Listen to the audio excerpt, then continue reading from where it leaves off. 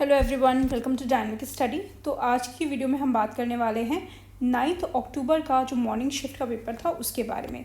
तो आज जो सेकंड पेपर था आपका वो हिस्ट्री जैसे सब्जेक्ट्स थे उसमें, और ये आपके काफ़ी सारे मेजर सब्जेक्ट्स यहाँ पे आज कवर किए गए हैं।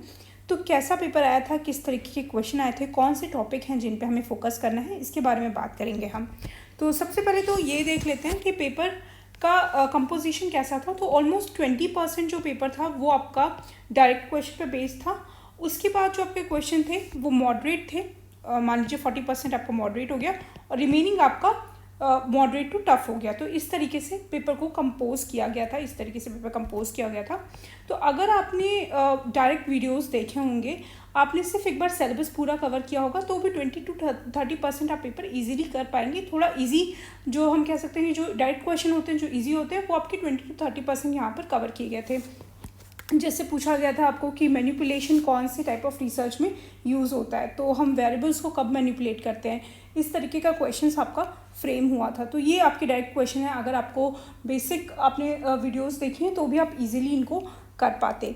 तो ये तो हम बात कर लेते हैं बेसिक क्वेश्चन की। और अगर हम बात करें कि और किस तरीके का पेपर आया था, तो बेसिकली एक चीज़ और है जो मेरे पास बहुत ज़्यादा क्वेरी आ रही है, वो ये आ रही है कि कुछ बच्चों के हिसाब से ऐसा लग रहा है उनको कि पेपर जो है, पेपर 1 जो है वो थोड़ा लेंदी आ रहा है। तो किस तरीके से टाइम हम अपना सेव करें, किस तरीके से हम इफेक्टिव टाइम मैनेजमेंट करें, इसको लेके काफ़ी सारी क्वेरीज मेरे पास आई है। तो हम इसके बारे में पहले बात कर लेते हैं, उसके बाद हम रिमेनिंग चीज़ों के बारे में बात करेंगे कि कौन कौन से टॉपिक्स आपके क्वेश्चन आए थे। तो देखिए, टाइम मैनेजमेंट आप किस तरीके से कर सकते हैं। तो 2-3 टिप्स है जिन पे आप ध्यान रखिएगा। सबसे पहले तो आपको ध्यान रखना है कि जो आरसी है, आरसी मतलब रीडिंग कॉम्प्रीहेंशन, जिसको आप पैसेज भी बोलते हो। तो पैसेज में आपको क्या करना है कि आप ऐसा मत करिए कि आपको जैसे आपने स्टार्ट किया एग्ज़ाम, आपने तुरंत पैसेज पे आप चले गए और उसके बाद आप पैसेज सॉल्व करने लग गए और उसमें आपका काफ़ी ज़्यादा टाइम चला गया। क्योंकि सबसे ज़्यादा जो टाइम कंज्यूमिंग हो जाता है एग्ज़ाम में वो आपका पैसेज होता है और डीआई होता है। ऑफकोर्स मैं आपको ये नहीं बोल रही हूँ कि आपको पूरी तरीके से इसको छोड़ देना है, आपको अटेम्प्ट करना है। तो आपको करना क्या है कि अगर आपको लगे कि पैसेज बहुत ज़्यादा इनडायरेक्ट है, बहुत ज़्यादा लेंदी है, तो एक बार पूरा पैसेज पढ़ लीजिए। उसके बाद देखिए कि कौन कौन से क्वेश्चन ऐसे हैं पैसेज में जो डायरेक्टली सॉल्व हो जा रहे हैं।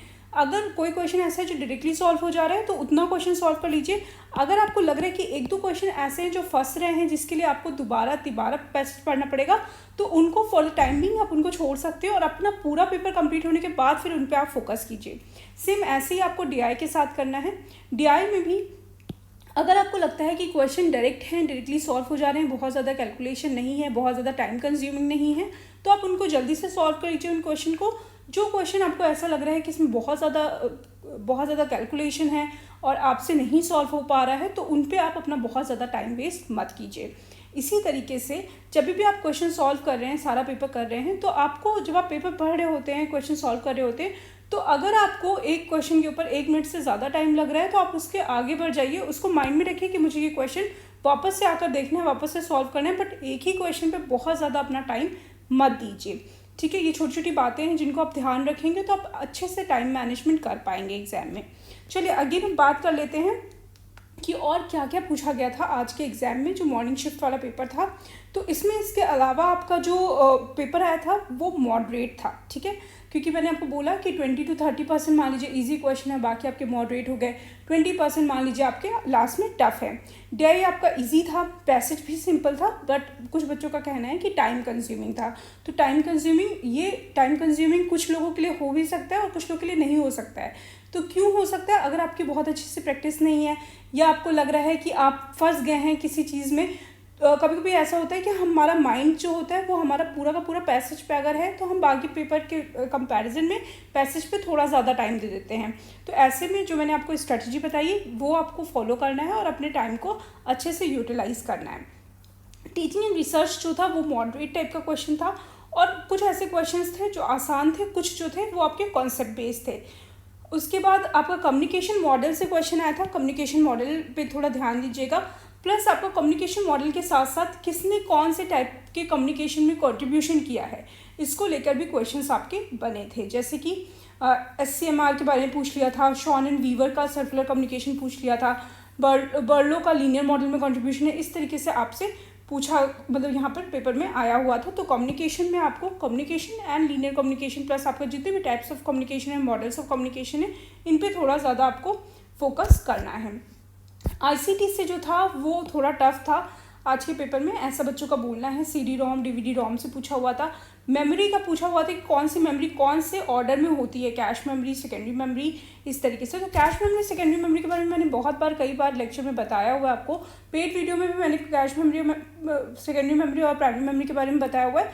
मैं कोशिश करूँगी कि कैश मेमोरी को लेकर मैं एक और टॉपिक बना दूँ, एक और वीडियो में, उसमें आपका कैश मेमोरी का सारा कुछ कवर कर दूँ। उसके बाद एनवायरनमेंट की अगर हम बात करें तो 2014 की रिपोर्ट से कुछ क्वेश्चन आया था। एग्जैक्टली नहीं पता है कि क्वेश्चन क्या आया था, बट ऐसा कुछ क्वेश्चन आया था आपके एनवायरनमेंट से।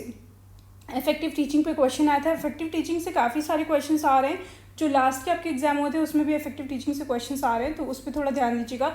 इवैल्यूएशन में आपको पूछा हुआ था कि कौन सा मतलब आपको डिफरेंट टाइप का इवैल्यूएशन दिया हुआ था। उसके बाद पूछा हुआ था कि कौन से टाइप का इवैल्यूएशन है, तो उस पर भी मैंने इवैल्यूएशन पे बहुत सारे क्वेश्चन करवाए हैं। टाइप्स ऑफ इवैल्यूएशन पे भी क्वेश्चंस करवाया हुआ है, और जो प्रैक्टिस बेस्ड होता है, मतलब प्रैक्टिकल क्वेश्चंस होते हैं, वो भी करवाए हैं। तो उनके लिए भी आपकी जो new and expected net question series है उनको फॉलो कर लीजिए, वो आपको बहुत ज़्यादा बेनिफिशियल रहेगी इवैल्यूएशन के क्वेश्चंस को सॉल्व करने में।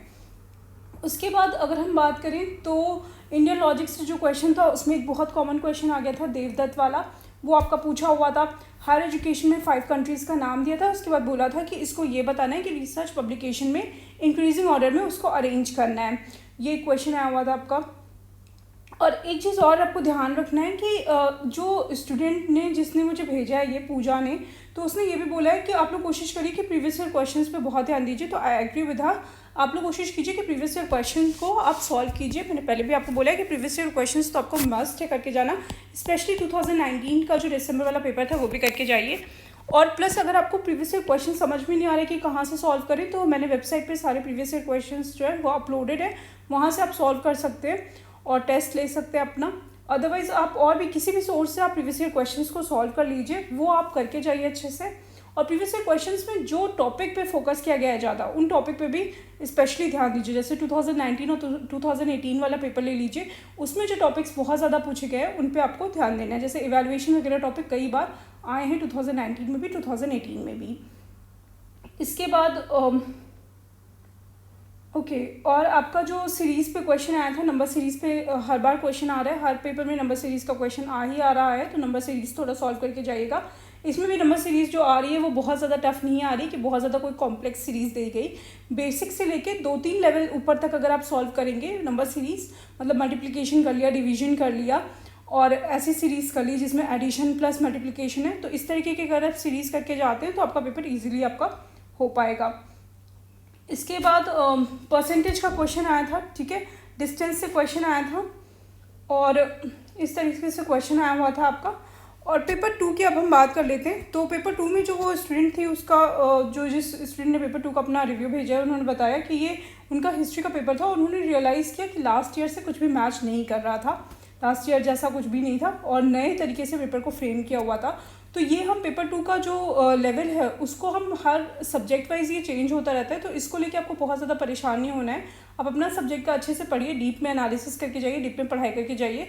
और अगर आपने मतलब आपको अच्छी नॉलेज आपके सब्जेक्ट की, तो आपको बहुत ज़्यादा टेंशन नहीं लेना है, आप डेफिनेटली अच्छे से सॉल्व कर पाओगे।